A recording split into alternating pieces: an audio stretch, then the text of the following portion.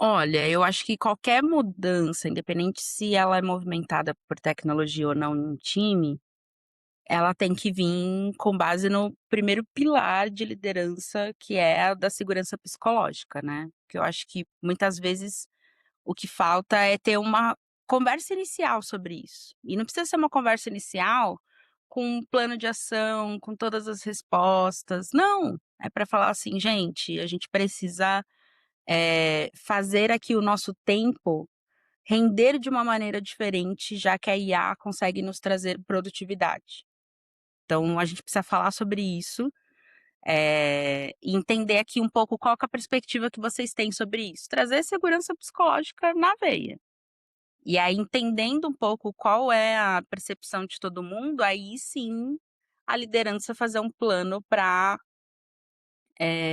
entender como implementar isso ali no time. Foi um pouco do que eu fiz ali no PicPay, eu até contei no nos artigos, nos últimos 2 artigos que eu fiz, no meu Medium. E aí com algumas pessoas eu conversei no one on one, aí também nas 5 semanais com o time eu trazia o tema, falava: "Como que vocês se sentem, vendo essa mudança que a IA vai fazer algumas coisas por vocês?". Você não pode começar, assim, falando: "Vai ser seu copiloto, né, ele vai ser um membro do time".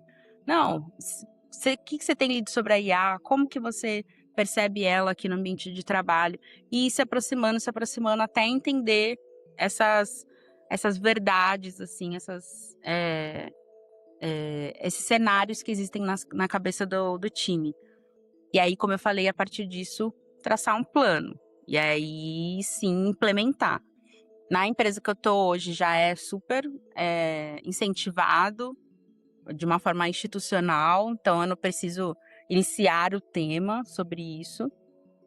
E a gente também, criou muito uma cultura de falar sobre isso abertamente nos reportes que a gente faz. Então, se a gente vai fazer alguma reunião com alguma liderança de negócio, e apresentar algum resultado, fala: "Tá aqui, ó, a gente começou a fazer uma análise de IA, a IA trouxe isso, isso e isso, e aí quando a gente supervisionou e depois foi complementar com a visão humana, aí sim a gente chegou num insight que foi assim". Então a gente meio que conta essa história sem enganar, para não dizer que foi tudo a IA e todo mundo entender isso de forma, superficial, mas também não achar que o meu time fez tudo de forma manual, né.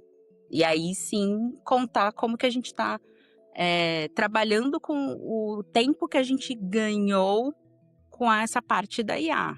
Então, já que agora a IA faz, eu vou participar de uma implantação de uma feature de forma presencial, se eu puder. Eu vou pegar o primeiro dia de interações e não vou passar na IA, eu mesmo vou ler, porque eu já vai estar rodando, as conversas atuais do outro bot ali de forma automática.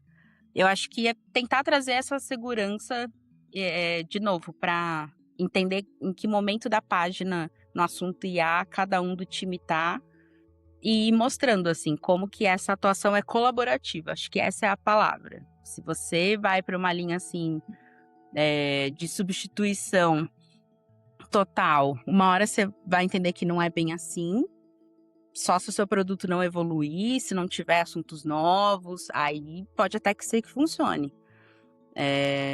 Então explicar que não é uma substituição total, mas que também você liderança não tem essa resposta do que o time vai fazer então se a gente vai colocar uma IA no lugar, que isso tem que ser construído junto.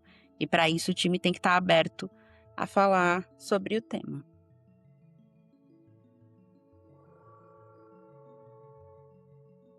Olá, pessoal!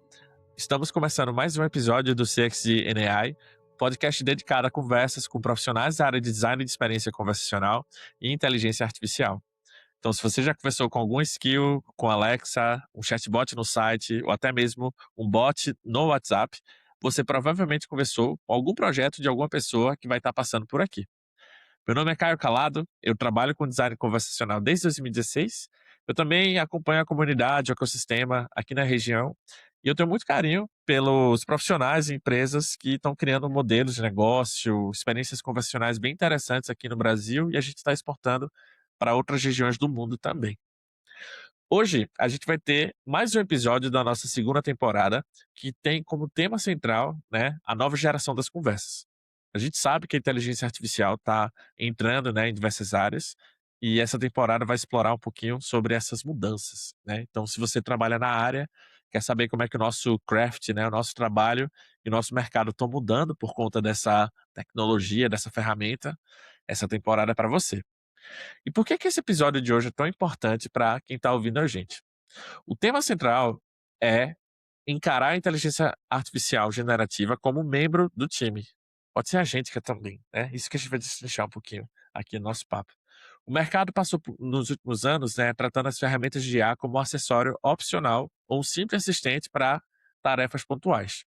Só que a realidade, né, engoliu esse discurso e a gente está vendo que a IA evoluiu e está passando, de fato, a executar atividades inteiras, né, por pessoas, né, ou por nós.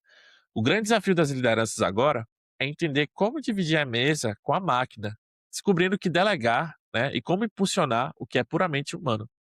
Se a gente não souber fazer essa divisão, talvez os times vão continuar soterrados em processos manuais e as empresas vão perder, né, o controle da qualidade do produto. E aí tem vários outros efeitos colaterais que a gente pode ver: consumo de token, falta de conhecimento de ferramenta, AI share, enfim, tem vários outros temas que eu acho que a Jana vai trazer aqui para a gente. Então, para ajudar a gente a entender mais sobre como gerenciar essa nova dinâmica de equipe, estabelecer métricas para modelos generativos e entender o futuro da nossa comunidade, hoje eu estou recebendo com muito carinho a Jana Pereira. A Jana é Conversational Design Manager, acumula mais de 15 anos de experiência em CX e 8 anos em IA conversacional. Também é uma lenda viva da comunidade aqui no Brasil, né, na América Latina como um todo. Ela foi contratada no início da carreira pelo James de Angola, linguista sênior do Google, também é uma das pessoas que criou a personalidade, né, do Google Assistant. Para quem está no mercado há mais tempo deve lembrar desse assistente.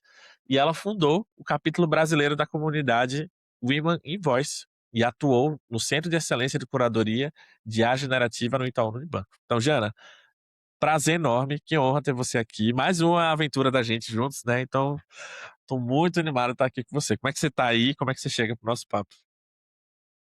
Obrigada, Caio. Muita generosidade sua fazer essa apresentação, sobre mim, que você também é uma lenda, né. Eu acho que quem trabalha com bots no Brasil e não conhece o trabalho do Caio, a Bots Brasil, tudo que ele já fez pela comunidade, está trabalhando errado, simplesmente assim.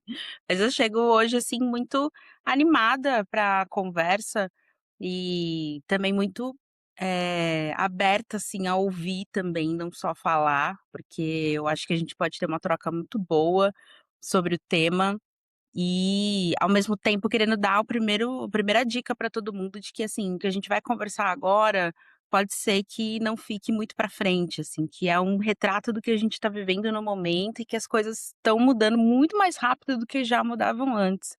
Então eu chego também com esse spoiler, para as pessoas assentarem bem, assim, o conteúdo que a gente vai trazer. Quando a gente antes da gente começar a gravar, né, eu comentei pra Jana que a intenção dessa temporada era muito de pegar a percepção, né, das pessoas durante esse período de mudança. Acho que todo mundo tá concordando que tem coisas acontecendo e é interessante a gente ver o que é que tá pegando na mente de todo mundo, até para quando a gente olhar para frente, quer dizer, quando estiver lá na frente e olhar para trás, entender mais ou menos o que é que a gente estava pensando naquela época. Então é um registro interessante. Jana, em todo episódio, logo no início, a gente faz um quebra-gelo, mais para tentar meio que falar uma coisa diferente, fora do roteiro, mas que tem a ver com o que é que a gente vai conversar aqui, né? Então, se a IA generativa que você hoje trabalha hoje na sua equipe, né, fosse um personagem de cinema ou de uma série, quem ela seria e qual seria talvez o melhor ou pior defeito desse colega de trabalho? Entendi. Olha, eu vou dar uma roubadinha, porque pra mim seria assim, eh, uma mistura de Chapolin Colorado com a mística do X-Men.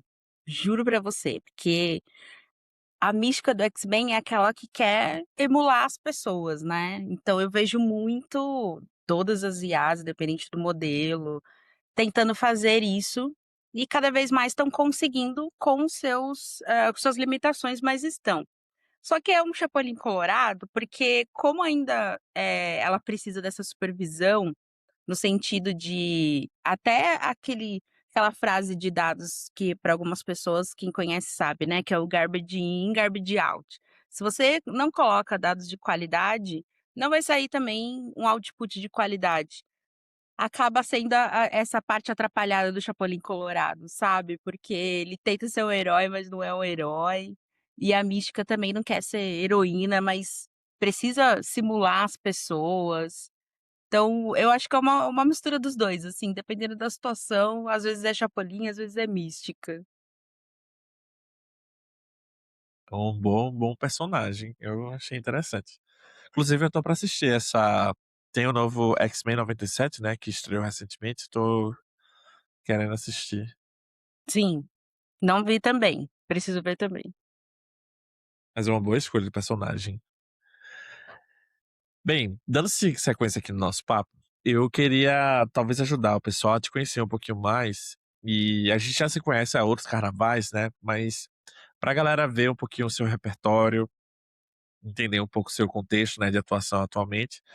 Será que você podia fazer uma linha do tempo, né, desses últimos anos que você atuou no conversacional e falar um pouquinho do que te trouxe até aqui, né? Hoje você tá numa posição diferente.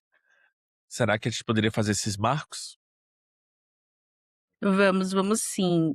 Eu comecei, em 2010 trabalhando com URAS, que até então, para quem não conhece, são aqueles telefones que o cliente liga e escuta alguma gravação, e aí pede para apertar alguma opção, né, então digite 1, digite 2, ou até fala, que a gente chama de REC voz, né, "Preciso do meu boleto", e aí o telefone te entende.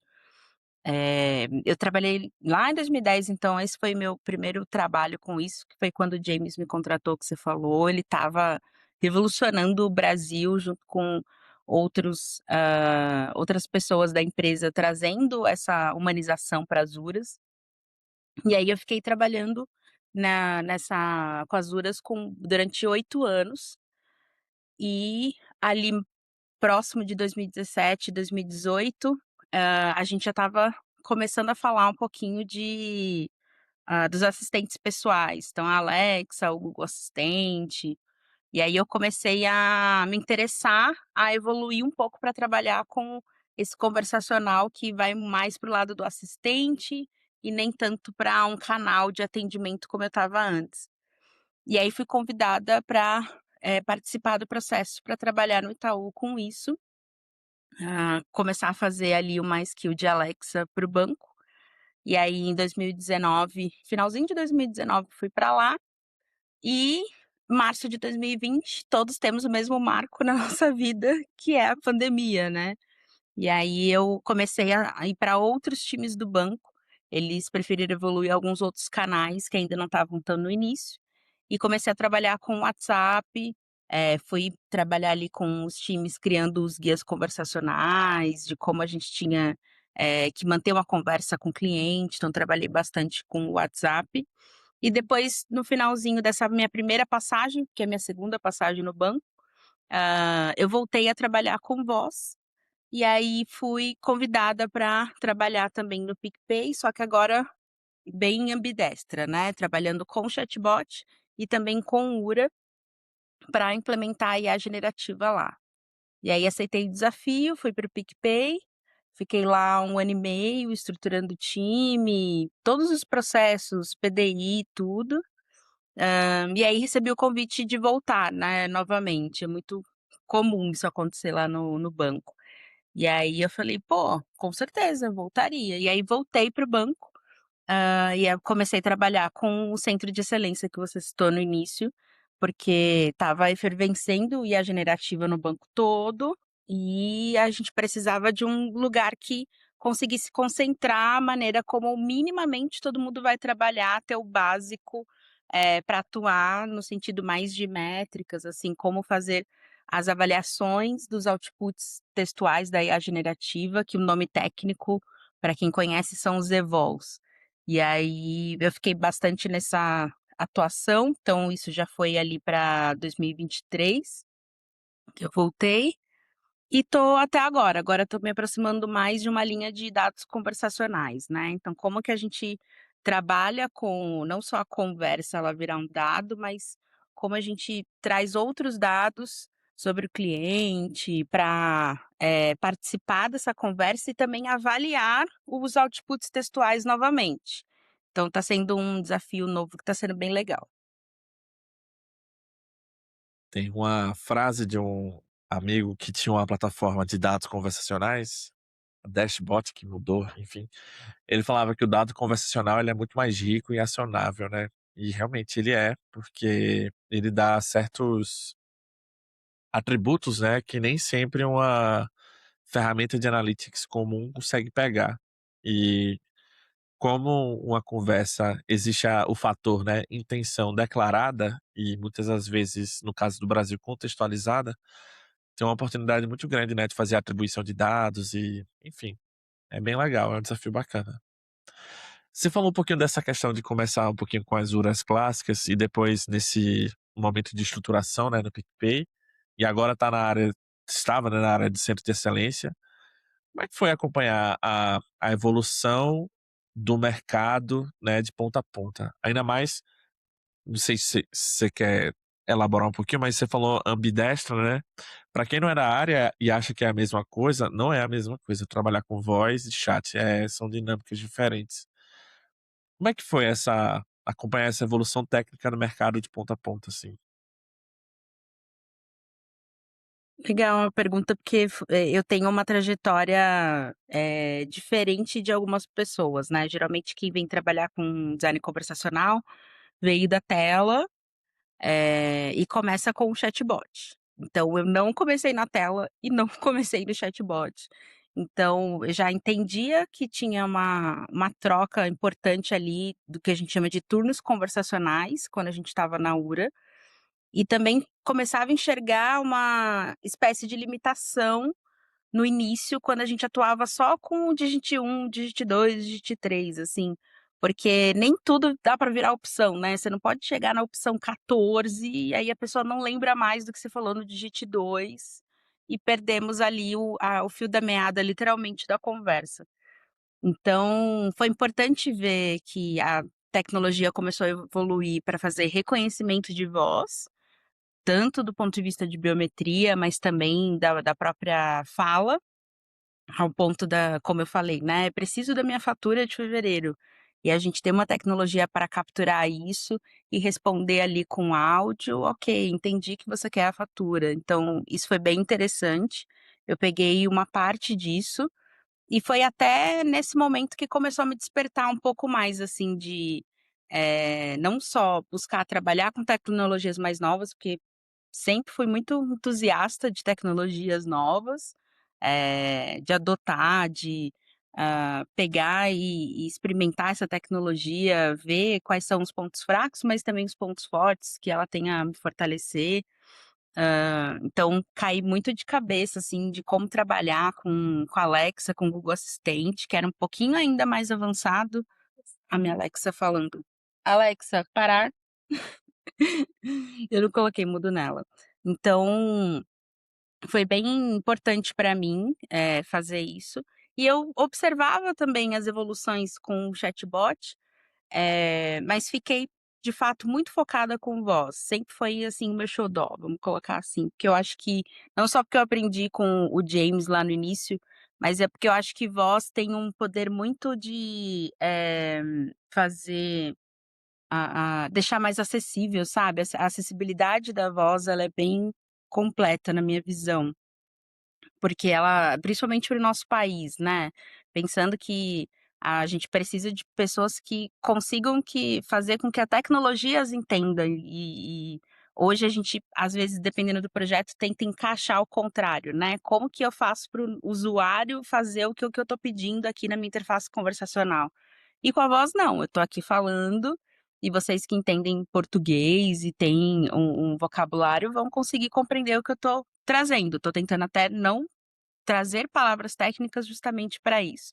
Mas enfim, foi bem interessante, e consegui até trabalhar um pouco com os assistentes pessoais ali, na minha amiguinha que acabou de falar e também no Google Assistente. Mas vi logo assim, a IA generativa bater na porta. E foi bem interessante, porque a minha palestra na UXConf foi exatamente sobre isso, assim. Eu sabia que o PicPay, por exemplo, ia atuar com isso, mas ainda não tinha chegado essa realidade para o time. E aí um belo momento veio assim: "Olha, segunda-feira a gente vai começar um projeto, todos vocês estão embarcados aqui de design". Eu falei: "É agora, tá acontecendo". Então foi para mim foi bem legal, porque eu sou bem entusiasta de trabalhar com isso e, tento ajudar outras pessoas a sair um pouco do mood do vai roubar meu trabalho, que, você já discutiu aqui no podcast com outras pessoas, Caio, eu já vi. Então, para mim foi importante perceber essa evolução que cada vez mais é rápida, como a gente falou no início, mas também me aproximar da comunidade, pelo menos das pessoas que vêm falar comigo, que eu percebo gerando alguma discussão para a gente quebrar alguns vieses e tentar ver por outras perspectivas também, porque se a gente não fizer isso, alguém vai fazer por nós e pode ser que a gente não goste, então a gente precisa ser pioneiro. Teve um evento que eu fui, eu vou até resgatar aqui a foto, mas teve um slide que eu achei muito legal, que ele falava que, tipo, na era da IA, né, não tem como a gente competir com o machine power, né, e a gente pode usar a IA para mimetizar ou talvez criar alguns atalhos que ajude a gente a pensar melhor. Ela é muito mais escalável, assim, é difícil pra gente competir. E eu acho que é isso, assim, tipo, não vai dar assim, é um fenômeno que tá acontecendo. A gente pode talvez ir para discussões de narrativas, né, corporativas, mas não tem como negar, né, tem algo acontecendo aí, nesse barulho todo. E a galera pode abrir mais a mente, assim, não no sentido de ser substituído, mas de: "Pô, é uma ferramenta que vai me ajudar". Super, super acho isso, assim, que se a gente não provocar esse tipo de discussão, a gente vai só aceitar o que alguma outra pessoa na hierarquia ou algum post que a gente vê por aí diz que vai ser agora o nosso papel. Mas a gente precisa experimentar, senão a gente não vai ter esse repertório para participar da discussão e nos reconfigurar mesmo como comunidade conversacional. Isso é extremamente importante. Nesse desafio que você teve na parte do centro de excelência, criar padrões de linguagem, comunicação, boas práticas. Como é que foi o desafio para você de estabelecer essas bases, né, diretrizes para a equipe e compartilhar isso para outras pessoas? Que, assim, é um playbook que não existe, né. Os centros de excelências, especialmente na área de IA generativa, é uma coisa nova e é novo no mundo inteiro, assim. Exatamente. Para você ter noção, a gente começou, sendo muito para ali do time de ciência de dados, e a gente bebia muito de papers, ainda hoje, né, eu não paro de ler papers que saem. Papers acadêmicos que começam a nos dar uma dica, assim, de por onde a gente consegue experimentar. Então, tem esse caminho que eu acho que a gente vai ainda percorrer por um tempo e ir se atualizando para saber o que que a academia tem a nos dizer e fazer toda a tradução corporativa, né, isso não quer dizer que eu pegava um paper e abria numa reunião, mas era dali uma das fontes, técnicas que eu tinha. E outra é realmente parar para entender o output, assim, se a na verdade, se o input que eu trouxe via prompt ou via agente, quando se transformava no output, o que que ele conseguiu fazer do que eu pedi e como que eu, encontro algum tipo de padrão em cima do que ele conseguiu fazer. Então vou dar um exemplo, assim, eu vou lá e coloquei um KB, né, um knowledge base ali para ele consultar, e aí pedi para ele construir uma resposta para mim dando um passo a passo do que fazer dentro de um produto.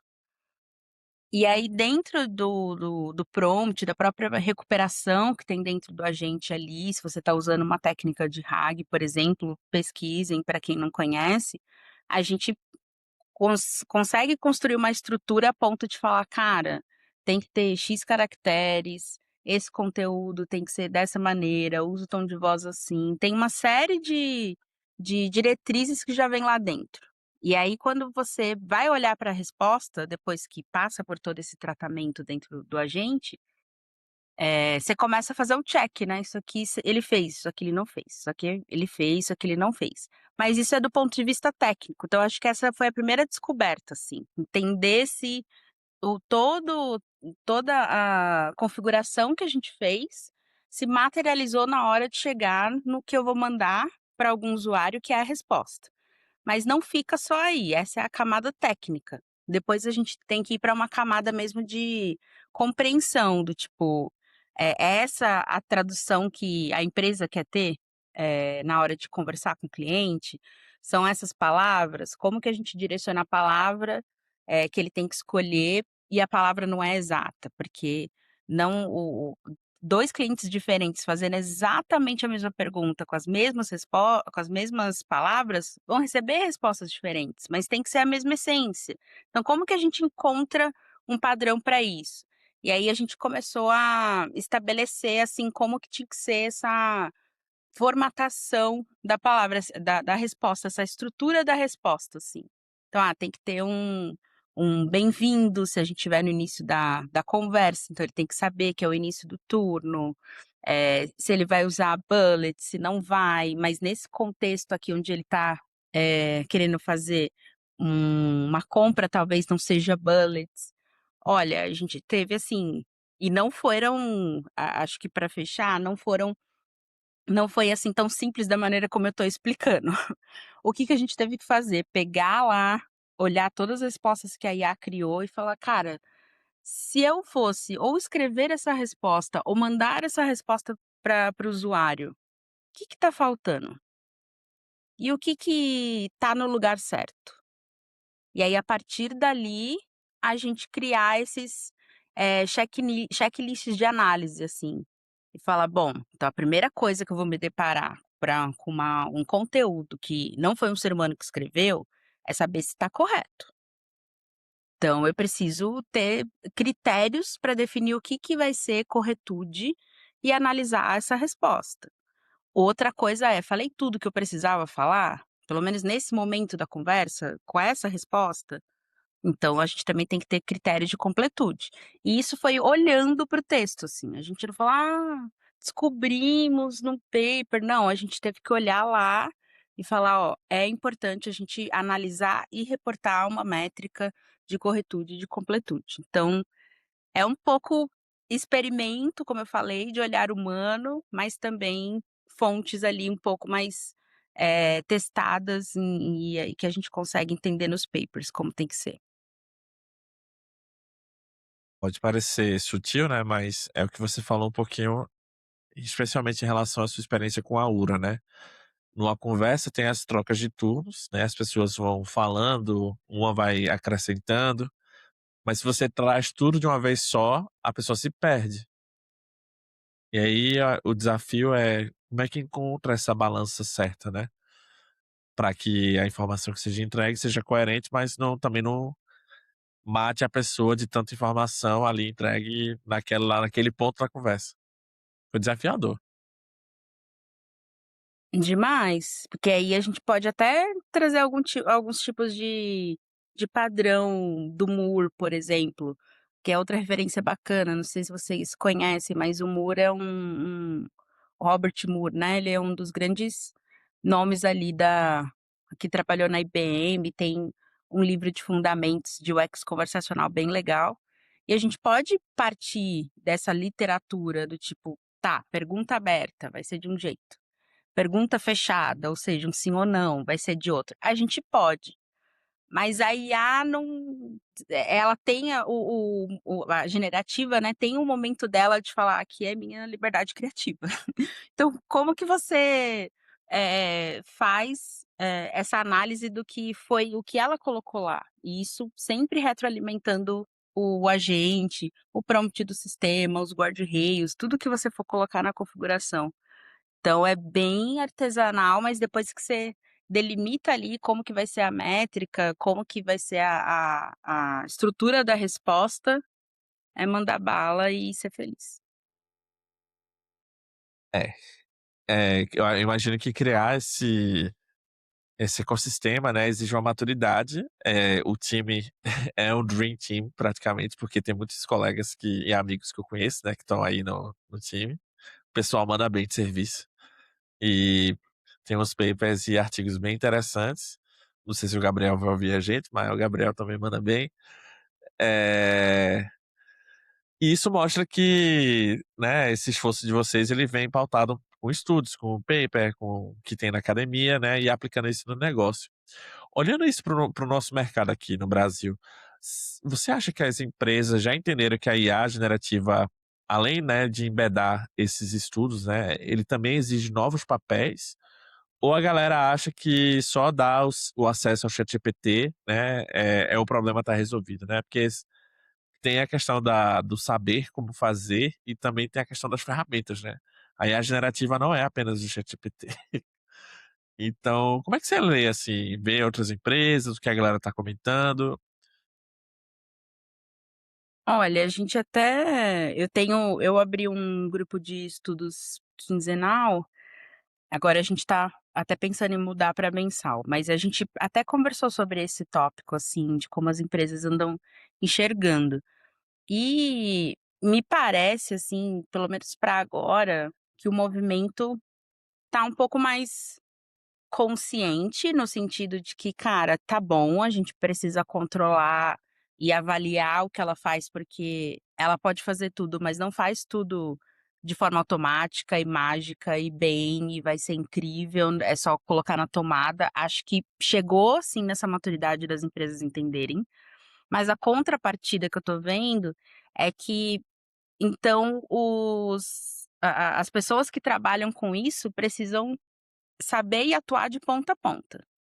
Então, você vai saber estruturar o knowledge base com todos os KBs lá, todos os documentos que a IA generativa vai consultar, você vai saber fazer prompt, você vai saber analisar a resposta, você vai saber fazer curadoria, você vai saber identificar tudo, assim.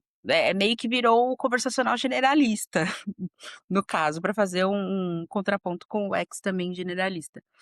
Eh, então eu acho que depois de, assim, muitos testes que foram feitos, né, a gente até fala que esse ano é o ano da IA agêntica, o ano passado foi o ano de colocar a IA em tudo, porque no anterior, que foi 2024, a gente estava no ano da experimentação, todo mundo queria novidade. E aí 2025 colocou IA em tudo que tinha, até em e-mail, né, para mandar para as pessoas, e agora 2026 é que não, a gente precisa trabalhar com agentes, e esses agentes precisam ser supervisionados ali por seres humanos. Então eu vejo isso, Caio, que apesar das empresas entenderem sim que a gente precisa ter toda uma governança e uma auditoria sobre os outputs das IAs generativas e seus agentes, as pessoas, ao contrário, precisam saber de tudo um pouco, assim, e no nível, às vezes, chegar a algumas bizarrices, assim. Eu já vi algumas vagas do tipo: você precisa ter 8 anos de experiência com IA generativa. Eu falei: "Tá", IA generativa até existia ali mais num nível, pra quem é mais da parte técnica mesmo e mergulhava fundo na IA, não era tanto conversacional, assim, de criar essas conversas como a gente faz, do ponto de vista de design, mas 8 anos trabalhando com IA generativa, você quer dizer então que eu fundei, né, o próprio OpenAI, como assim? Então, eu acho que a gente tá num outro momento agora, que não é ter um título para as pessoas que trabalham com isso, que também tem o prompt engineer, né, não, é o design de prompt. Falei: "Como assim designer de prompt, gente?" Eu já falo que eu sou meio contra, mas depois a gente fala isso. Mas não é colocar um título, mas definir esses papéis, falar assim: "Tá, então ó, você aqui para essa empresa desse tamanho, a gente vai precisar desses papéis, para essa outra empresa que trabalha com esse outro nicho e desse tamanho, esses outros papéis". Esse tá nesse momento, por enquanto todo mundo tem que ser tudo. É desafiador. E aí eu queria talvez fazer um gancho para ver a sua percepção agora com o olhar de uma rede, olhar de fora. Recentemente você foi convidada para ser fellow da CGI Foundation, Conversation Design Institute, lá do Hans, Holanda. É um centro de formação, né, bem grande para ali na Europa e o pessoal tem uns conteúdos muito legais. E você é a primeira representante na América do Sul dessa iniciativa global. O que é que a galera tá, não sei se tem encontros com o pessoal, como é que é a dinâmica, mas o que que o pessoal internacional, assim, de outros países vem falando sobre, discutindo? Você acha que a discussão é a mesma que a daqui? Como é que é? Olha, tem um tema em comum sim, que são os evols. Todo mundo muito interessado em saber quais são as métricas, como que a gente constrói métrica para isso, se já tem alguma universal, né, a gente fala de um chatbot, de NLP, a gente tem que falar do IDK, não existe um chatbot que não tem IDK. Tem já alguma métrica, assim, que a gente possa falar que, os agentes com IA generativa que são conversacionais têm que ter e ponto? Então eu vejo muita semelhança dessa discussão aqui no Brasil e lá fora, não só pensando no CGI, mas no próprio LinkedIn, assim, das pessoas que eu sigo e que sempre movimentam um pouco o meu pensamento para esse campo. Agora fora Evol, eh, eu vejo, assim, que, tem muita discussão lá fora sobre e que começou antes, sobre as bases de conhecimento, as knowledge bases. Então tem muito conteúdo gringo, assim, muito bom, falando disso.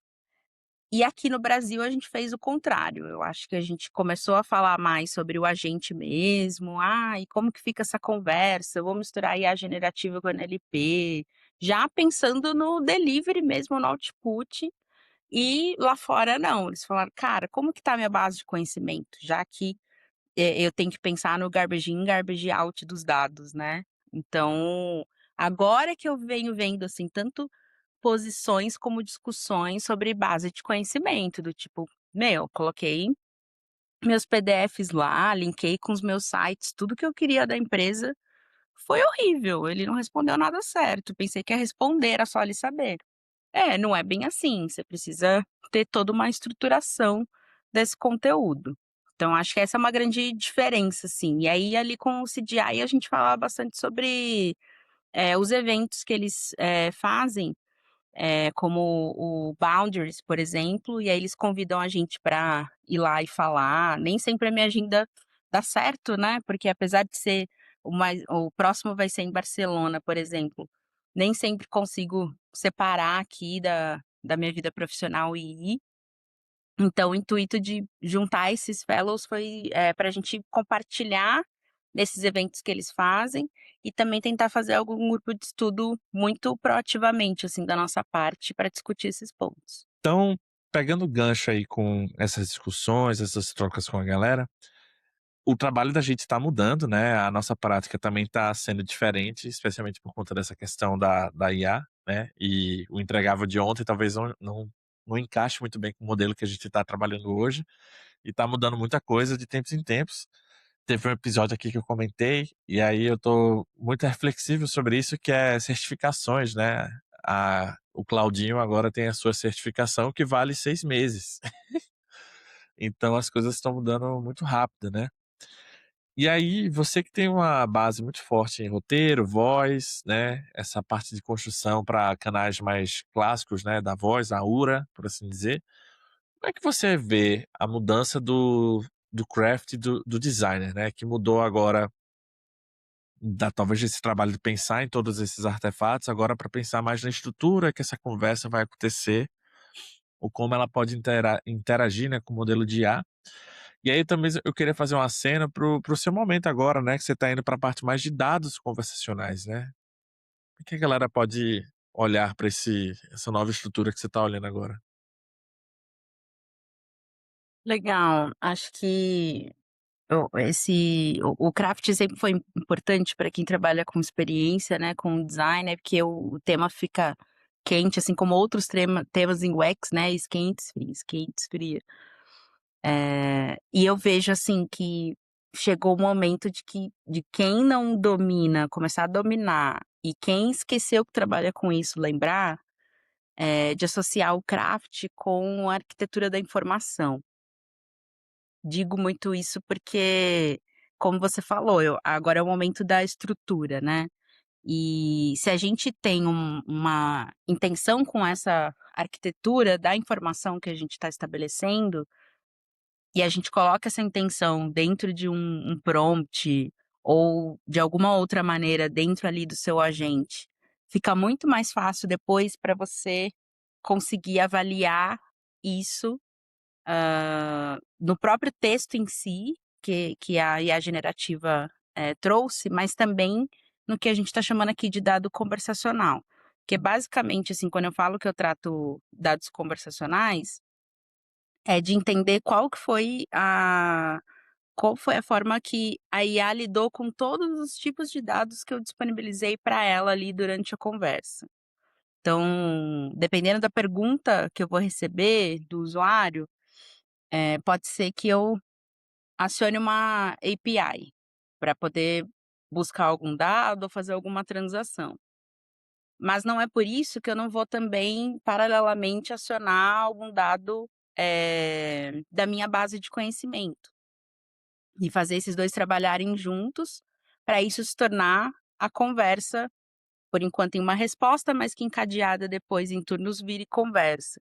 Então, hoje como pelo menos dependendo do produto que você trabalha, né, mas no produto que eu trabalho, que é interno, a pessoa consegue fazer uma avaliação como se fosse o ChatGPT, né, com um joinha lá, o thumbs up, thumbs down, like, dislike, como você quiser chamar, aquilo vira um dado da conversa para mim.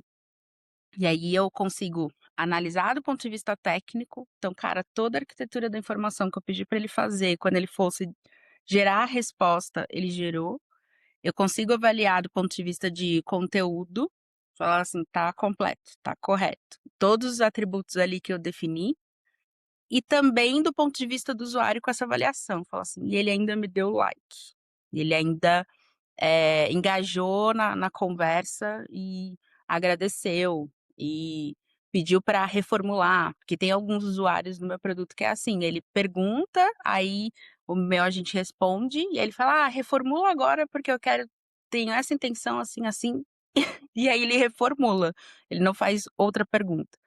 Então eu vejo, assim, que o craft é importante para a gente ter essa intenção desde o início. Se você for começar a olhar só para o output, só para a resposta, e não tiver outros dados ali junto na análise, qual foi a API, qual foi a base de conhecimento, teve algum tipo de avaliação essa conversa? Pode ser o clássico CSAT que a gente tem nos bots? Pode, mas tem alguma outra métrica ali de avaliação do próprio usuário, que ele está mais acostumado agora com IA generativa, que é o like dislike, a gente coloca ali no meio. Então, aí eu acho que a gente dá mais sentido para o craft, porque todos esses insights depois voltam para o craft. Então, agora a gente tem que melhorar então o prompt por causa disso aqui. A gente precisa melhorar o RAG por causa desse outro ponto. E assim, tudo vai se orquestrando, assim. E hoje, assim, você não precisa fazer pedir para alguém criar um agente para você, um cientista de dados, seja quem for, para você ter ali como homologação, sabe. Você consegue entrar numa interface lá da sua empresa e, com linguagem natural, criar um agente, e é nele que você vai entendendo o quanto seu craft está funcionando, para depois passar mesmo com uma persona numa pesquisa, se você puder. É nesse nível que a gente chegou, assim, de conseguir estabelecer, conversas, por exemplo, subir uma base de conversa real e falar assim: "Cara, a partir dessa base de conversa, tô criando aqui uma persona de usuário sintética, essas são as perguntas, responde elas para mim pensando na base de conhecimento", e aí você tá lá estruturando o prompt para chegar nesse craft, às vezes já conversacional, não só no nível de arquitetura da informação dentro do prompt. Tá, então você falou arquitetura da informação, linguagem não, artefatos de URA como um todo, personalidade, tom, voz, lógica, fluxo, regra de negócio, APIs, para esse momento que a gente está passando agora. O profissional que quer se destacar nessa nova era, o que que ele deveria aprender além desses temas, assim? Tem alguns temas, áreas, acho que é difícil a gente falar exatamente uma coisa, né, mas será que tem temas que a pessoa deveria estar estudando hoje para se manter em destaque no mercado? Olha, assim, eu separo sempre em 3 áreas, assim. Eu acho que a primeira é a de colocar a mão na massa de fato. Então, aquela pessoa que não, abre ali um chat com IA generativa e começa a trabalhar com ele, seja dentro da empresa, seja fora, para poder fazer algo para si mesmo, eh não estabelecer, conversas perigosas, né. Eu acho que a gente tem que saber que a gente está falando com uma IA. Mas entender mesmo esse potencial que ela tem de raciocínio mesmo e explorar. Já deixa uma parte bem importante de lado, porque são modelos diferentes, você pode, ter memória de cada conversa, você não precisa reiniciar a conversa para que ele lembre, assim, essas o ChatGPT, por exemplo, que é mais avançado, ele sempre vai lembrar do que você falou, com um bom período de janela de contexto. Então acho que a primeira coluna é essa, assim, é incorporar no seu dia a dia e experimentar, tá sempre mexendo, sempre com a mão na massa, para você ver e entender os avanços, o como ele raciocina e o como você pode, de forma colaborativa, trabalhar. Acho que esse é o primeiro ponto. Um segundo, que eu acho que também é importante, é ficar de olho no blog das empresas que fornecem essas IAs que são mais conhecidas, para justamente ver como elas estão desenhando esse futuro, assim. Que lá elas publicam, né: "Ah, temos um modelo novo, como o Fable, agora você vai poder, acessar o Lovable dentro do cloud". Aí você fala: "Pô, que legal, já vou poder sair dentro do cloud com a minha interface, eu não vou precisar fazer, pensar no cloud para depois levar para o Lovable, isso já está integrado".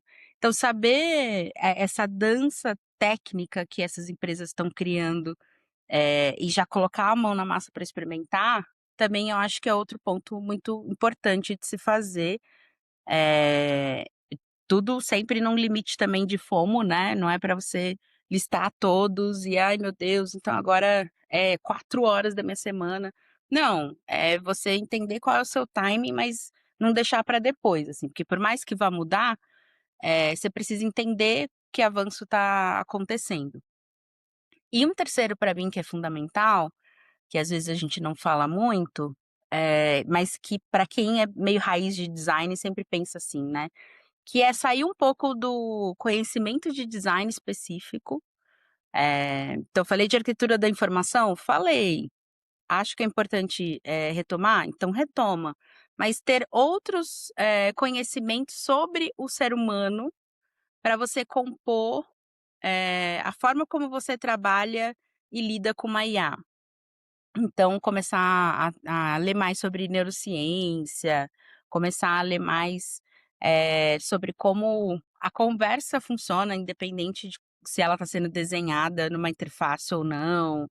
Estudar um pouco mais de, que tipo de, gatilho acontece para que uma conversa fique engajada, com o usuário. É o tema, é a forma como que eu escrevo, é o emoji, como que eu faço isso de forma multimodal? Será que o meu usuário, entende tudo que eu escrevo? Será que ele gostaria, sabe, tentar emular como a gente faz o natural de hoje em dia, assim. Eu, por exemplo, minha mãe, fica me mandando áudios, mas eu respondo por texto. Será que a gente tem que pensar nesse tipo de experiência também? E tentar entender como que o ser humano funciona para chegar nesse ponto, assim, e a conversa ser dessa maneira? Então tem essa terceira perninha que é falar: não precisa estudar só design conversacional, assim, vai entender o ser humano, entender como que ele, se mantém conectado, com essas tecnologias e interagindo, né, entender ali, se aproximar do design de interação, mas não muito do design, assim, mais como o ser humano se comporta. Considerando o design convencional, né, como área de atuação, você acha que ele vai continuar a mesma coisa ou ele vai mudar, assim? Qual é a sua visão, assim, de mudança para os próximos anos? Olha, para os próximos anos é meio forte, mas eu entendi a pergunta, assim. Eu acho que ele vai mudar, assim, muito de como a gente tá para daqui os próximos anos, assim. Eu entendo que a gente, cada vez mais, vai se aproximar mais de situações de tomada de decisão sobre o que a gente quer que a interface faça com a interação. Do que propriamente dito, assim, criar algum cenário ali de interação, assim, porque cada vez mais eles já vão estar mapeados, estruturados, vai ter que ter também essa conta, né, o quanto de token que eu estou usando para gerar um ROI ali para a empresa, não é só ficar repensando o design system com IA, por exemplo, mesmo que ele seja conversacional. Mas eu vejo isso, assim, que a gente vai conseguir se tornar relevante, que o próprio design em si vai mudar para que essa parte, de fato, de operacionalizar o design cada vez mais, consiga ser rastreável e nós, como designers, consigamos tomar a decisão. A conversa tem que ir para cá, não para cá. Tem uma situação nova na conversa que a gente ainda não mapeou, a gente precisa colocar isso de forma bem clara, esse contexto aqui para nossa experiência e ela vai funcionar se a gente der esses few shots de exemplo, essas, bases de conhecimento aqui com essas APIs. Então vai ser muito mais sobre arquitetar tudo isso para a gente tomar a decisão do que de construir de fato. Legal, eu gostei dessa visão do talvez a gente vai deixar do menos operacionalizar, mais para pensar nos zooms da conversa e como conectar isso com outras áreas. Bem interessante, acho que foi uma visão bem eu gostei, foi pés no chão, mas foi para um caminho diferente dos outros episódios, assim. E é isso, acho que isso é legal desses papos com a galera. E a gente tá chegando num tema central do episódio, que é quando eu fui estruturar, né, o roteiro pra gente conversar, você trouxe uma visão muito provocativa nessa questão do alinhamento, que a gente precisa parar de falar que a IA apenas ajuda, né, e aceitar que talvez ela faz as coisas por nós, né. Então, ela deixa de ser algo passivo e talvez possa ser algo mais ativo, né, nesse contexto. Quando você traz essa ideia, né, que a IA pode fazer o trabalho, né, como é que fica a divisão de tarefas na equipe, né? Será que a gente tem que redesenhar o fluxo de trabalho para que a IA, né, essa automação, possa lidar com o lado braçal sem ter que ocupar o espaço das pessoas? Como é que você lida isso com claro que tem a questão do contexto do time, né, mas tem a questão de desenhar ali a parada para que ela possa funcionar, né? Como é que a gente traz a IA para o trabalho como aliado, né, não como concorrente?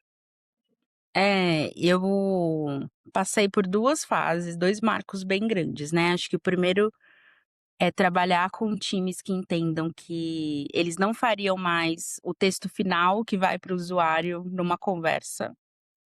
Então é parar para ter essa conversa com o time e falar assim: "Você não decide mais qual é o texto final. Agora é uma IA que vai escrever e a gente vai trabalhar com ela para ela escrever o melhor texto possível, sabendo que ela pode errar, mas ao mesmo tempo, às vezes, chegar até respostas bem melhores que a gente, assim. Então, acho que esse foi o primeiro marco, assim, todo mundo e os times de UX Writing no geral, não só conversacional, se depararem com esse paradigma, né. A IA agora é que vai escrever e não mais eu, assim, e agora? Então acho que esse foi o primeiro. E o segundo, que é muito mais recente, assim, desse ano pra mim, que tá sendo na própria etapa de curadoria, assim, da gente conseguir, fazer um produto de curadoria, assim, que ele vai fazer a curadoria e já vai trazer os insights pra gente, como se fosse, assim, vamos colocar, vai, um raio-x, onde o médico, sabe, vai ter lá todos os seus exames, sabe quando você faz uma vez por ano todos os seus exames, e aí sai lá os resultados. Isso aqui você tá bem, isso aqui você tá mal. Já consegui trabalhar com times onde a gente tinha um produto que fazia tudo isso, eu não precisava mais fazer curadoria do ponto de vista, assim, de conversas conhecidas. Eu sei que o meu usuário vai fazer aquela pergunta, eu sei que a meu agente vai gerar determinada resposta, eu sei que esses cenários vão acontecer. Então é isso, agora é a IA que vai fazer essa pré-curadoria, eu só vou lá olhar o resultado e falar: "Beleza, foi isso mesmo". E aí, chegando agora nessa fronteira, o time começa a trabalhar com outliers e assuntos novos.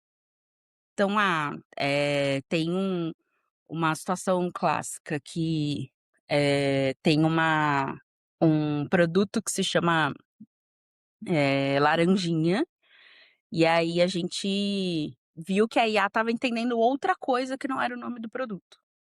Estava entendendo que era como se o usuário, tipo, quisesse quebrar o bot, assim, se apresentar como uma pessoa de má índole, vamos colocar assim.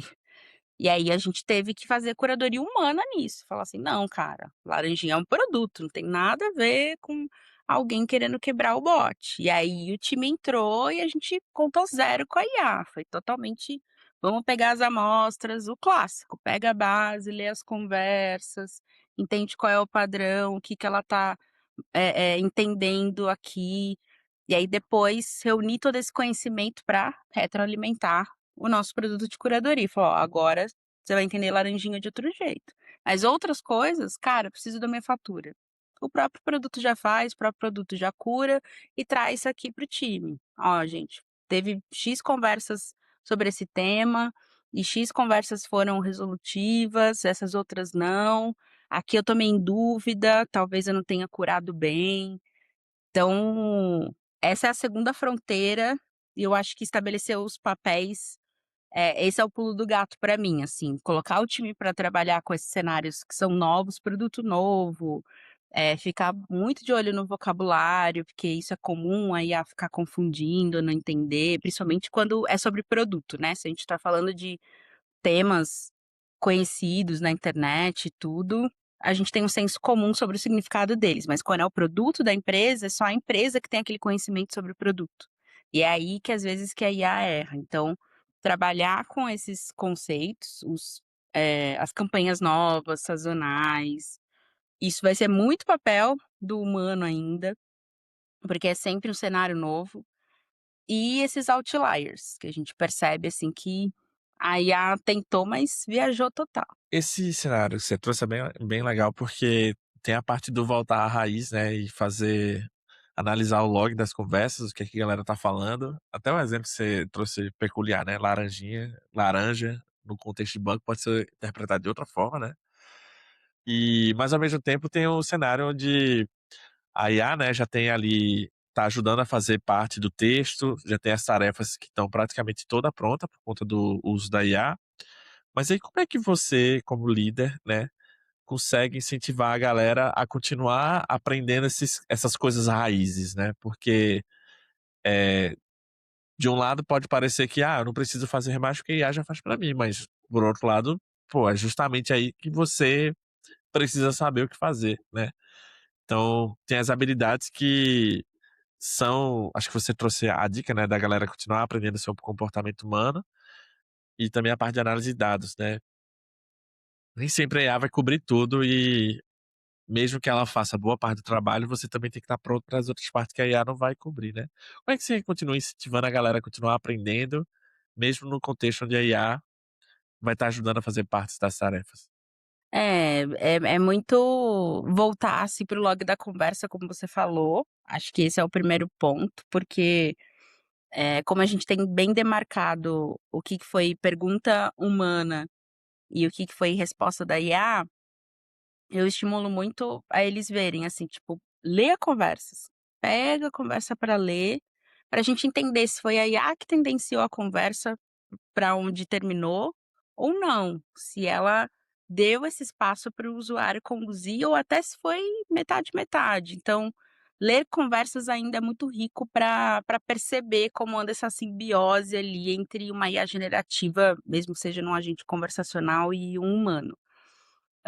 Mas eu tento também mostrar para o time essas oportunidades no sentido de: cara, em vez então da gente ficar lendo bases e bases, logs e logs e chegar às vezes em conclusões parecidas, porque quem trabalha conversacional sabe que os top temas não costumam mudar, né.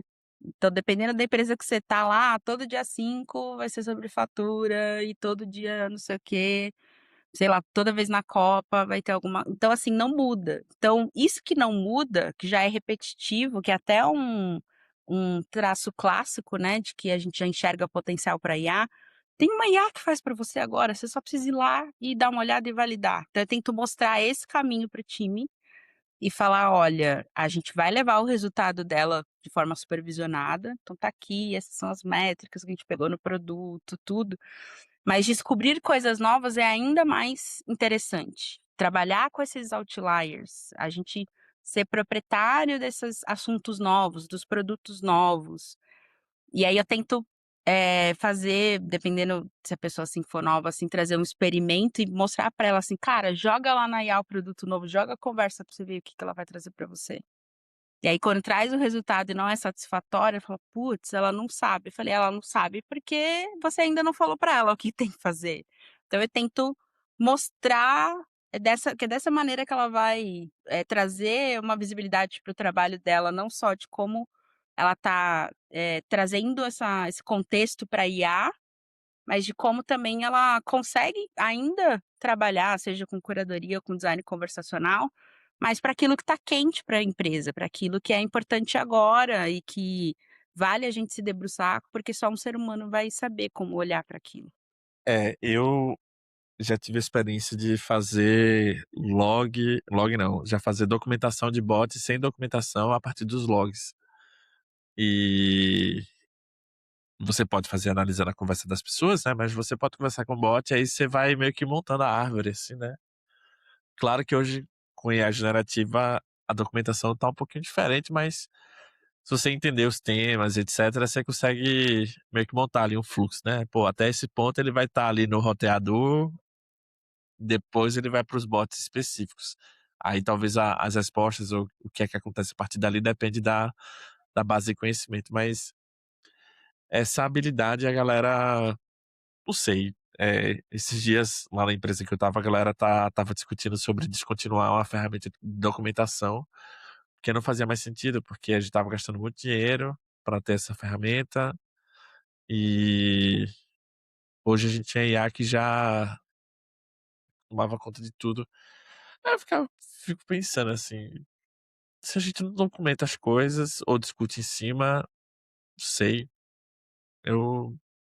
eu eu sou a favor da documentação em si, mas não acho que a IA, ela pode ajudar muito, mas ela por si só ela não sustenta, sabe. Se a gente não delimitar os espaços e enquadrar o que é que ela tem que fazer, eu acho que a documentação é a melhor ferramenta para esse tipo de discussão. Exato, a gente lá criou documentação para explicar a documentação, para falar assim: "Olha gente, a nossa nova base, onde tem todos os dados aqui, coluna da conversa, o que retornou da API, tudo, é assim que você lê a nova base". E a gente criou um documento para isso. Então, esse documento é que virou a knowledge base e pode virar, na verdade, a knowledge base de qualquer time, não foi, "Ó, pega essa base aqui e cria um template ou uma maneira de documentar como entender essa base de conversa". Tem que ter essa etapa, assim, humana, e aí depois a IA só vai operacionalizar de fato, né, ela não consegue criar exatamente, principalmente numa empresa, o que que a empresa precisa. Para as lideranças ou os times que estão receosos em ter uma IA como companheiro, né, como copiloto, como colega de trabalho, você tem alguma dica, alguma orientação? Teve alguma coisa que você fez que ajudou nessa adoção? Como ajudar os times ou as lideranças a ter a cultura de IA como copiloto ou como core membro da equipe? Olha, eu acho que qualquer mudança, independente se ela é movimentada por tecnologia ou não em um time, ela tem que vir com base no primeiro pilar de liderança, que é a da segurança psicológica, né. Que eu acho que muitas vezes o que falta é ter uma conversa inicial sobre isso. E não precisa ser uma conversa inicial com um plano de ação, com todas as respostas. Não, é para falar assim: "Gente, a gente precisa, fazer aqui o nosso tempo render de uma maneira diferente, já que a IA consegue nos trazer produtividade. Então a gente precisa falar sobre isso, e entender aqui um pouco qual que é a perspectiva que vocês têm sobre isso. Trazer segurança psicológica na veia. E aí entendendo um pouco qual é a percepção de todo mundo, aí sim a liderança fazer um plano para entender como implementar isso ali no time. Foi um pouco do que eu fiz ali no PicPay, eu até contei no nos artigos, nos últimos 2 artigos que eu fiz, no meu Medium. E aí, com algumas pessoas eu conversei no one on one, aí também nas 5 semanais com o time eu trazia o tema, falava: "Como que vocês se sentem, vendo essa mudança que a IA vai fazer algumas coisas por vocês?". Você não pode começar, assim, falando: "Vai ser seu copiloto, né, ele vai ser um membro do time". Não, que você tem lido sobre a IA? Como que você percebe ela aqui no ambiente de trabalho?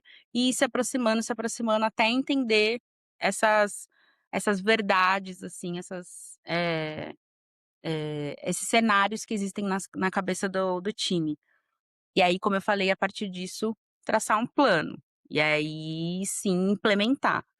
Na empresa que eu tô hoje já é super, incentivado de uma forma institucional, então eu não preciso iniciar o tema sobre isso.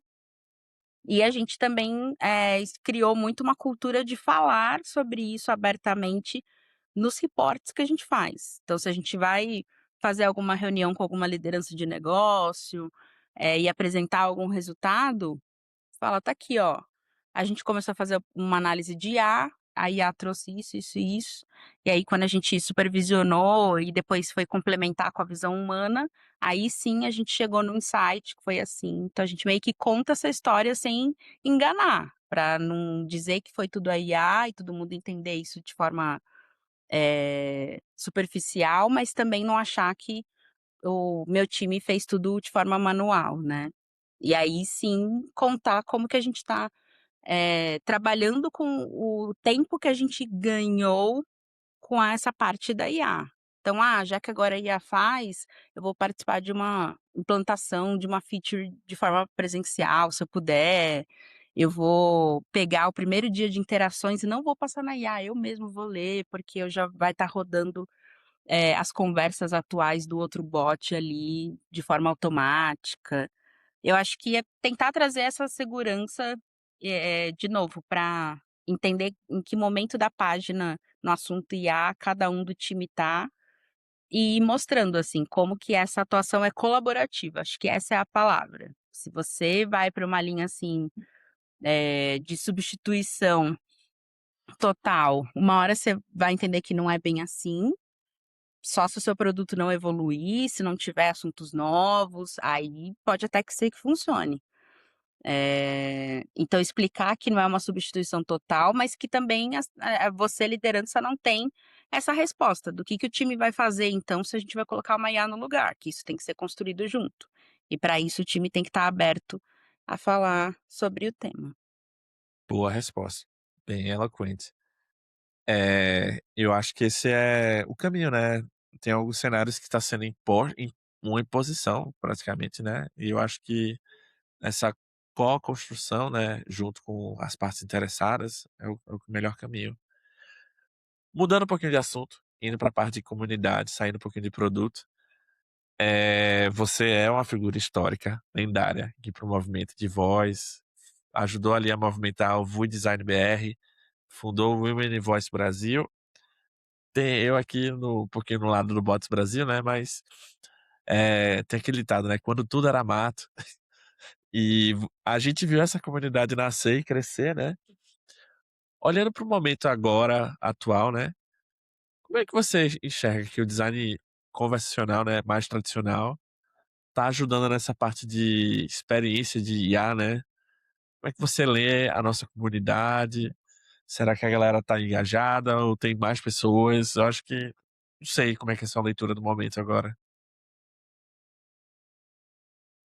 Essa pergunta é sensacional, porque eu venho muito refletindo sobre ela, Caio, até mesmo antes de você gentilmente me convidar aqui para o nosso papo. E aí um retrospecto rápido para você entender minha conclusão, mas quando eu criei a Vui Design BR, que depois virou Vui BR, porque eu não queria mais falar só sobre design, quando a gente fala de Vui, a gente precisa falar sobre todas as áreas envolvidas numa interface de voz. Eu passei por 2 momentos diferentes, né, ela começou presencial, isso foi antes da pandemia, para quem não participou e não conhece, e aí com a pandemia a gente teve essa versão da comunidade online, que foram 2 momentos ótimos.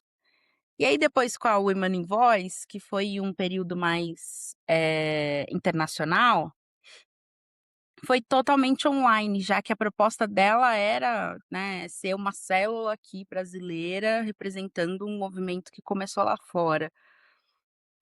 E aí eu percebi que, não sei se é eu ou se a gente não estava encontrando um modo, mas que estava funcionando, mas não com seu todo o potencial, porque não tinha tantas mulheres assim como eu tinha pela quantidade de pessoas da VUI-BR. Eu fui vendo que foi ficando muito nichadinho. Foi bom, e eu acho que teve seu valor, mas eu esperava, já que era online, que tinha mais gente participando.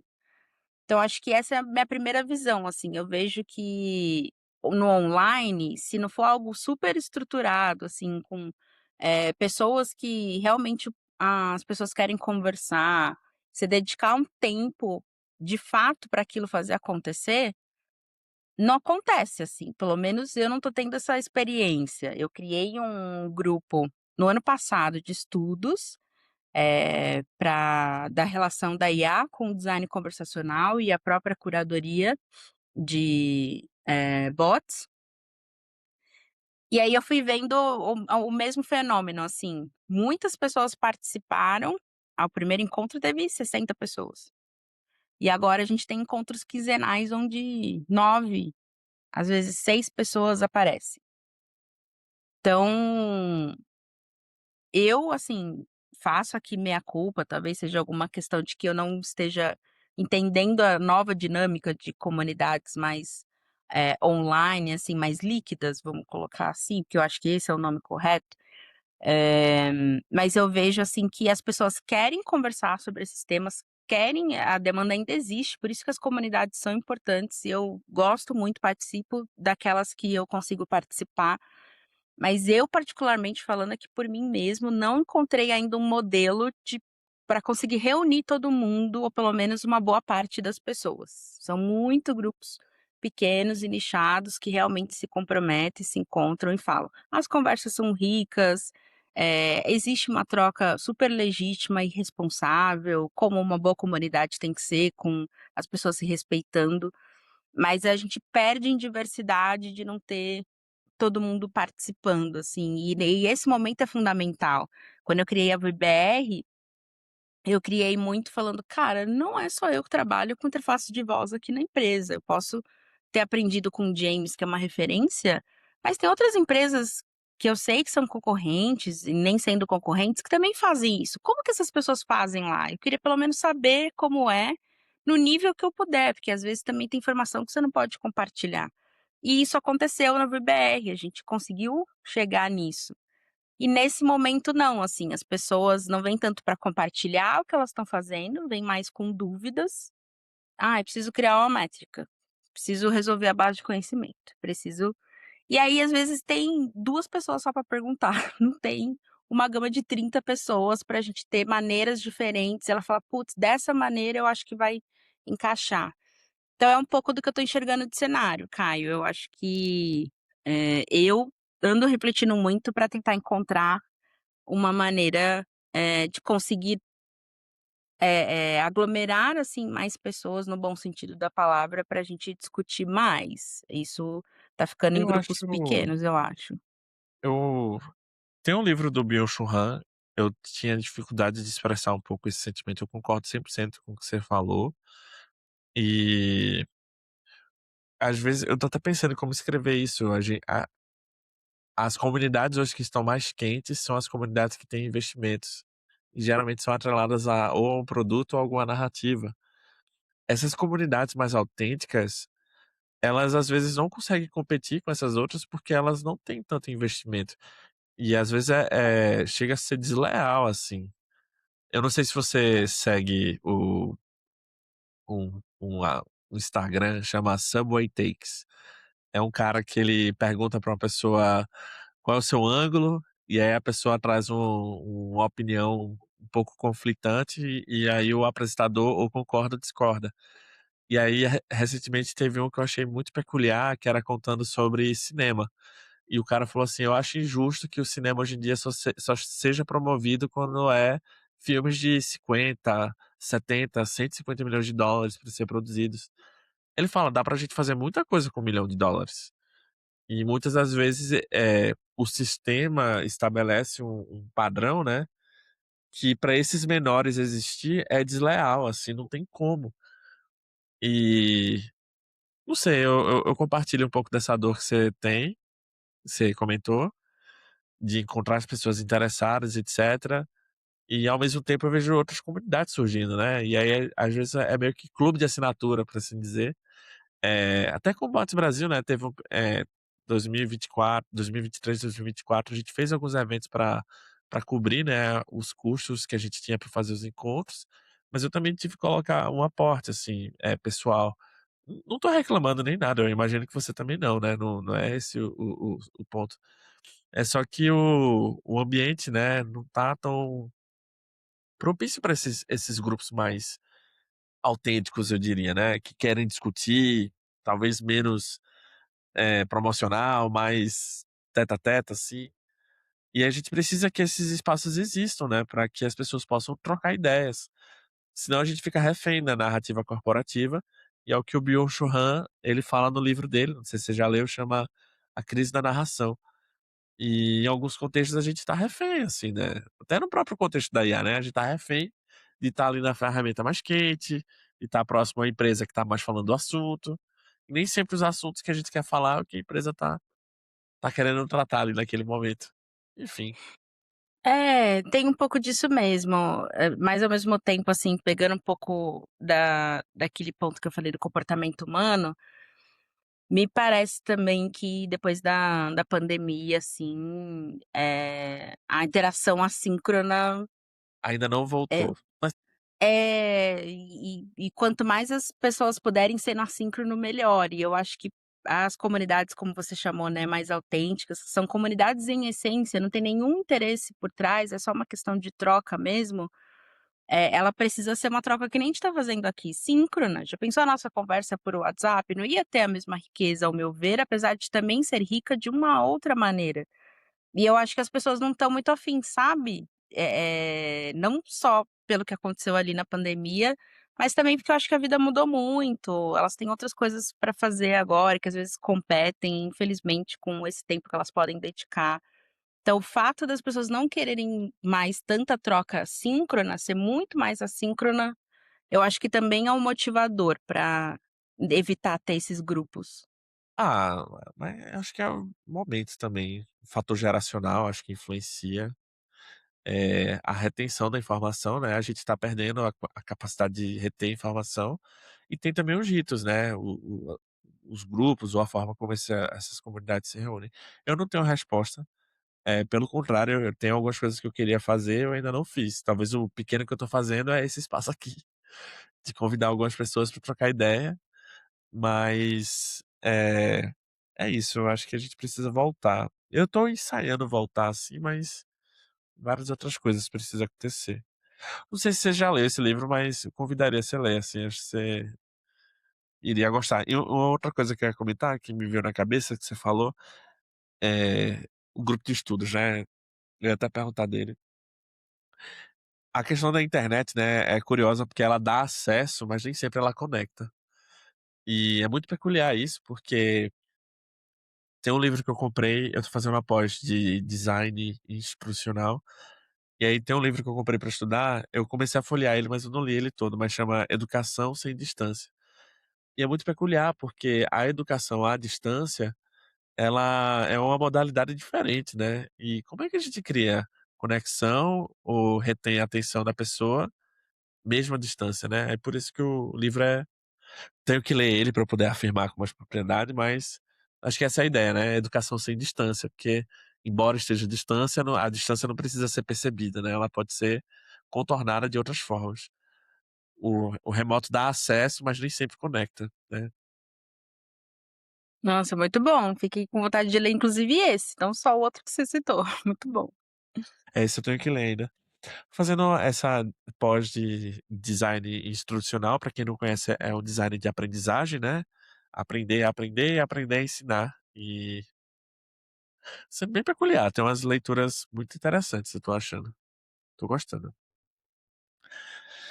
Bem, pra gente começar a ir aqui para o nosso fim, eh, a gente falou um pouquinho aqui sobre esse momento que você tá numa iniciativa voltada a métricas, né, criar métricas voltadas pra IA generativa. E a gente já tem algumas métricas que a gente comumente utiliza, né, nesse contexto do conversacional. Mas como é que foi para você, né, construir esse processo na prática, né? E como definir essas métricas no contexto da IA generativa, né? Isso te ajudou a entender mais a IA generativa, a entender mais o design no contexto do negócio, ou trazer mais essa salada mista, né, da IA generativa para a linguagem do negócio? Porque no fim do dia o negócio ele é muito pautado a métricas, né? E é importante a gente entender como a gente metrifica algo, ainda mais esse algo que é novo, né. A galera tem que entender o impacto disso. Como é que foi pra você? Foi totalmente. Acho que a gente passou primeiro pela camada de estruturação da métrica de forma mais técnica mesmo, sabe, do tipo, no final, assim, de quais dados vão ser compostos essa métrica, qual o cálculo que eu vou fazer, qual é o racional, vou partir de qual baseline, a minha base aqui de conversas foi tabulada da melhor maneira para eu entender aqui uma métrica que faz sentido, do próprio ponto de vista do time, no sentido de a gente ter criado isso primeiro com uma prática humana, para depois, oficializar e tentar até automatizar como a gente chega nessa métrica. Então acho que esse foi o primeiro passo, assim, muito técnico ainda sem olhar no negócio. E aí depois quando a gente foi olhar para o negócio, foi muito para poder incrementar essa visão. Então, se eu estou falando que essa resposta, por exemplo, está correta, porque ela tem 2 atributos, o atributo de pegar a informação direto na base de conhecimento e se relacionar diretamente com a resposta que foi feita, por isso que ela está correta, quando eu fui para o negócio, eu ganhei mais outros atributos, do tipo, comecei a falar do produto A e depois fui falar do produto B, porque é importante que o produto A tenha um certo destaque ali no na intenção que o negócio tem, por exemplo. Então essa ordem dentro da resposta interessa, então esse é um novo atributo, assim, como que eu avalio, se ele teve que trazer mais de um produto na resposta, que aquela resposta contemplou a ordem de produtos que o negócio gostaria. Isso do ponto de vista da experiência mesmo conversacional na sua essência. Mas no final acaba sendo, né, cara, ele leu a resposta ali, ele ficou satisfeito, ele impactou alguma outra métrica minha de negócio? Por exemplo, ele teve que começar uma nova conversa, ele rechamou ou ele iniciou uma nova conversa para falar do mesmo tema, ele acionou algum outro canal, essa parte não mudou, continuam sendo as regras de negócio que a gente sabe. Mas a maneira como a gente construiu foi muito assim, olhando primeiro para a linguagem e olhando primeiro para essa estrutura, de como toda essa cadeia tem que funcionar, desde ali do craft, com a arquitetura da informação, dentro do agente, com todo a composição que ele tem que ter, os guarda-reios, output, né, toda essa cadeia para depois chegar, nesses atributos textuais que o negócio pede, mas também da própria dinâmica do negócio. Então, a gente, eh, eu trabalhei lá com um produto muito dinâmico, por exemplo, onde existia uma gamificação, e aí se você estava lá num determinado nível da gamificação, você tinha alguns benefícios. E esse benefício mudava conforme o mês, porque esse mês a gente está disponibilizando o benefício A e B, e no mês que vem é o C e o D, e no terceiro mês é o A e o D. Então, a minha, avaliação como designer do que era uma resposta correta também mudava de acordo com essa dinâmica do negócio. Puts, então mês que vem agora uma resposta correta é outra resposta, que tem que considerar o C e o D. Então isso também interferiu, por isso que a gente tem que ter essa camada estrutural, que é falar assim: "Não, independente dos benefícios que a resposta vai ter para ela ter o atributo de estar correta, ela tem que estar estruturada desse jeito". Então essa camada não muda, que é o design mesmo. Mas olhando para o negócio, isso pode ser mutável dependendo da dinâmica. Foi nesse sentido que a gente trabalhou, assim, é o que eu falo, assim, não dá trabalho, mas para mim é muito empolgante, porque a gente não trabalhava dessa maneira antes da IA generativa, né. Antes era: "Ó, tá aqui os materiais sobre o produto, escreve a melhor resposta que você puder, e a gente vai cadastrar lá na intenção para mandar para o usuário". E aí quando a gente fazia isso, eh, o usuário continuava mandando resposta, né, pergunta, na verdade, desculpa, em cima da resposta, nunca era suficiente. E eu acho que hoje a IA generativa consegue fazer isso, assim, entender qual é a amplitude da resposta que o usuário está precisando para formar essas respostas, a resposta, na verdade, de acordo com todos esses conteúdos. Então ele me perguntou o preço, ele me perguntou se tem como desativar em menos de 12 meses, ele me perguntou se tem que ser cliente, me perguntou tudo, então eu vou responder tudo isso. E antes não, você ficava tentando trazer isso apartado. Então acho que a gente ganha essa mágica, mas aumenta a nossa complexidade de design, o que para mim é legal, eu me divirto. Você comentou um pouquinho da questão da métrica ali do like, dislike, depois da conversa e tal. Com essas métricas mais subjetivas, assim, qual é o maior segredo, talvez dica que você daria pra galera que tá pensando em fazer alguma coisa assim, de automatizar essas análises sem perder essa sensibilidade do que é uma boa experiência conversacional? Acho que até já sei o que que você vai falar, mas queria entender qual seria o não tô pedindo pra você dar a receita do bolo, né, mas talvez uma dica. Eu acho que como toda métrica é subjetiva, a gente tem que ter duas pontas conectadas a ela, né, então outras métricas que compõem de forma mais, objetiva ali, mas também olhar para o negócio, e tentar trazer, Caio, que eu falo muito para o time, assim, que é o que está nas entrelinhas ali da conversa. Que, por exemplo, lá a gente acompanha, por exemplo, esse indicador.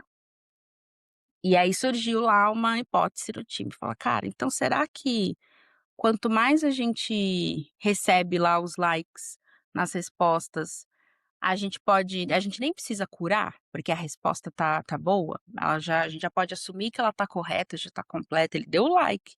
Falei: "A hipótese é boa, vamos estudar". Estudamos e vimos que não. Às vezes ele dá lá, o like e a gente vai precisar ir a campo com os nossos usuários entenderem: "Cara, essa resposta aqui estava incorreta, você que por que que você deu o like aqui?". E aí às vezes vai ser outro atributo, fala assim: "Ah, é porque ele falou meu nome".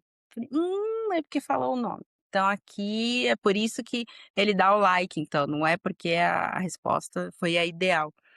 Então é compor com outras métricas que sejam um pouquinho mais objetivas, mas também ver o que tem por debaixo da conversa ou até que não está na conversa, né, se você tiver a oportunidade de ter, essa conversa com alguns usuários, mesmo que quali, não precisa ser um quant, conformes, seria ótimo. Tá aí também no mercado um assunto super quente, que são as personas sintéticas, que você pode colocar lá antes de colocar para o cliente final, o seu usuário final. Também é uma boa, assim, acho que é uma maneira de trabalhar com as subjetivas. É aí que a curadoria nunca morre, né, a curadoria sempre tá presente. É doideira. Por mais que ajude, etcétera, a gente precisa fazer a curadoria. Jana, assim, que aula, foi muito bom.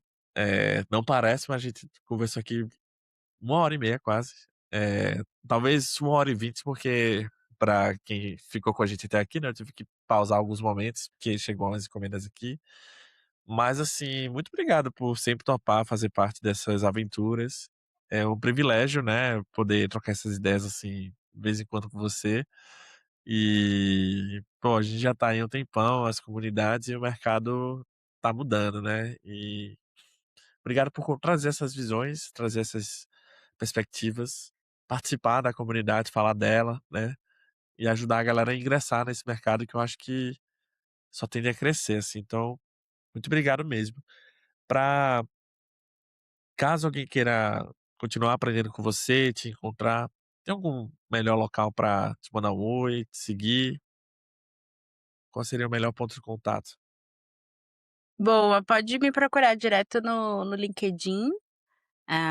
Meu LinkedIn é linkedin.com/in/Janaína Pereira Vui. Eu mantive minhas origens, como eu falei, o meu xodozinho, as interfaces de voz. Então você vai me encontrar lá. E aí depois a gente pode trocar alguns links ali, se precisar, falar por e-mail, colocar na comunidade. Mando também os links ali da VBR, tem bastante conteúdo da VBR legal para olhar. Acho que o LinkedIn é uma boa porta ali pra gente começar. Boa. Dica de conteúdo para quem tá começando a liderar times, quer evoluir nessa área, talvez atuar na governança dessa IA generativa ou ter uma IA como parceiro. Você tem alguma dica de livro, conteúdo, alguma frente, né, pra pessoa seguir? Olha, eu vou falar pra você, Caio, que parece meio sacana a resposta, mas eu acho até que uma conversa com um ChatGPT da vida, um Gemini, daria uma resposta melhor que eu, porque eu acho que ele vai conseguir olhar para muitas coisas que tem por aí, fazer uma curadoria legal e te trazer em cima do que você precisa sobre liderança. Então, para não ficar só com a resposta do chat, porque é o que eu realmente acredito que ele faria e muito bem, uma coisa que eu vejo poucas pessoas fazendo e a gente tem que voltar a fazer é conversar com outros líderes. Então eu iria sim para o LinkedIn, e aí se você não for daquele tipo de pessoa que vai fazer o post, fala assim: "Ah, tô a fim de conversar com outros líderes sobre tal tema, quem se apresenta?". Se você não tem essa, você não, Caio, né, as pessoas não têm essa desenvoltura, pergunta para algum outro líder, falar assim: "Pô, queria um papo e se você puder também me indicar pessoas, você consegue me indicar?". Que eu vejo que, de novo, assim, como a gente falou das comunidades, às vezes a gente nem precisa consumir os conteúdos, né, o notebook LM aí do Google tá muito para isso, assim, ele consegue fazer uma aula para você, às vezes até a gente tem a possibilidade de criar podcast, você não precisa nem ler, você vai só ouvir, o conteúdo que está disponível. Agora, conversar com as pessoas, saber o que as pessoas têm a dizer, isso não vai estar em lugar nenhum, assim, nenhuma IA vai poder puxar. Então eu faria isso, conversaria mais com outros líderes, mas também para não ficar sem dica aqui, eu olharia os livros novos da Rosenfeld, que eu acho que é uma editora, que traz livros, assim, que tem muito a ver com isso, livros atuais e muito consistentes, são livros excelentes. Eles têm, livros que vão desde como trabalhar com IA na liderança até o time. E outra editora legal que, vem lançando livros também um pouco com esse tema, mas que pode trazer mais diversidade, que é a Brauer, que eu acho que também tem alguns títulos bem interessantes, que não são só sobre IA, mas são todos sobre design, que eu acho que vale ler também. Boa. Uma frase resumo do nosso papo, uma frase camiseta, um sticker. Se a gente pudesse resumir o nosso papo sobre a IA como colega de equipe, qual que seria essa frase?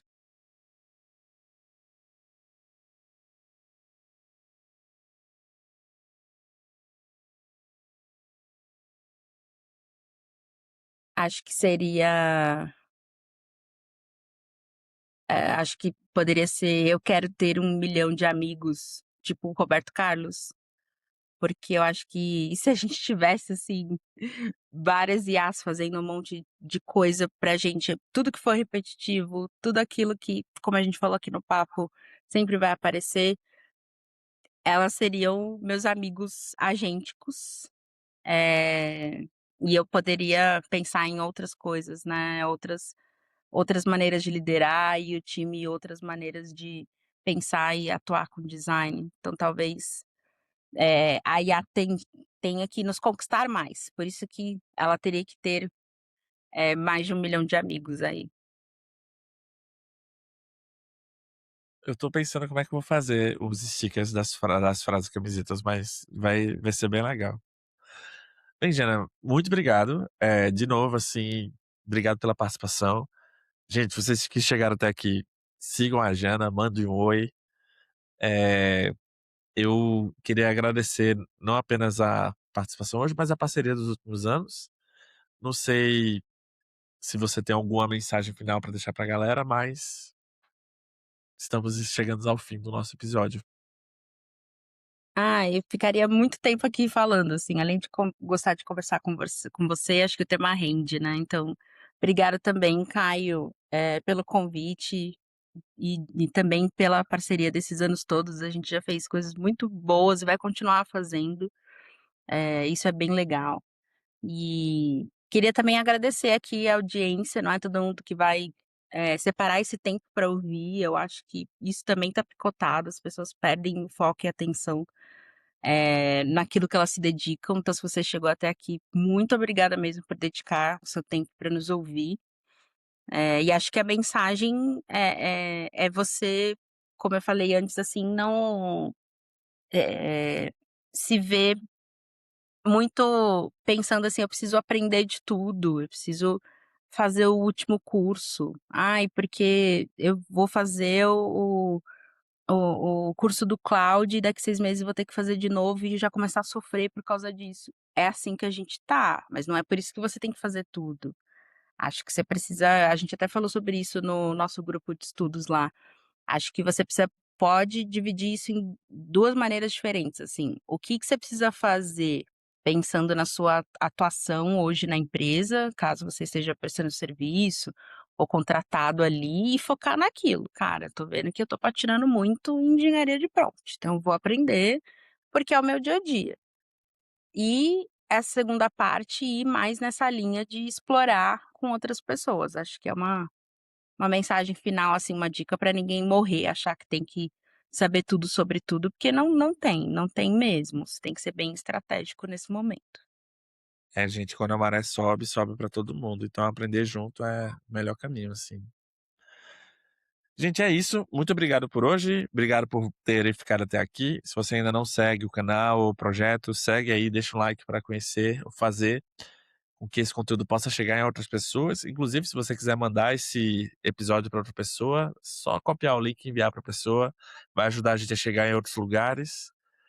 E a gente vai ficando por aqui. Temos outros episódios ainda nessa temporada. Jana, de novo, muito obrigado e até a próxima, pessoal. Tchau, tchau. Valeu, tchau, tchau. Valeu.